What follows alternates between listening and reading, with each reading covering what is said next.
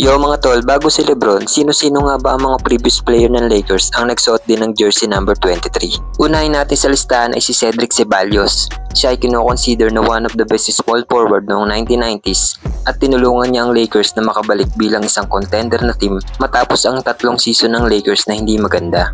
Siya ay naglaro sa Lakers mula 1994 hanggang 1997 na may total na 144 games at nag-average ng 17.9 points per game at 7.1 rebounds per game.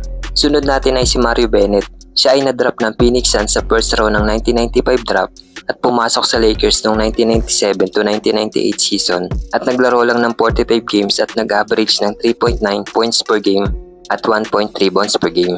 Ang pinaka-memorable na alaala niya sa Lakers ay noong hindi siya nakasama sa road game laban sa Toronto Raptors dahil naiwan niya ang kanyang visa. Next naman natin ay si Mitch Richmond.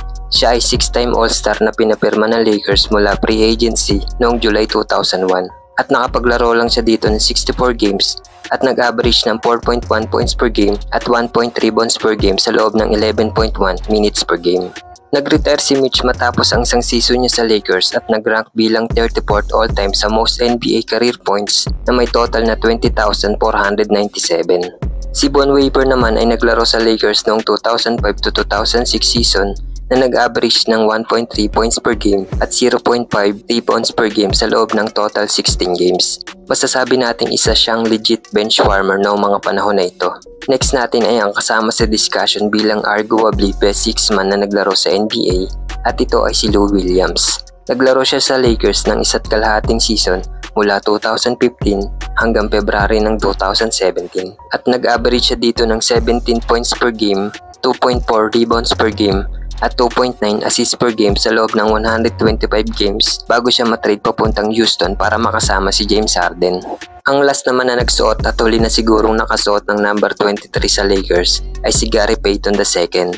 Nag-sign siya dito bilang two-way player at nag-average ng 3.5 points per game, 2.5 rebounds per game at 1.1 assists per game. Sa loob yan ng 11 games na nilaro niya sa regular season ng NBA dahil most of his time ay naglaro siya sa G League affiliate ng Lakers na South Bay Lakers.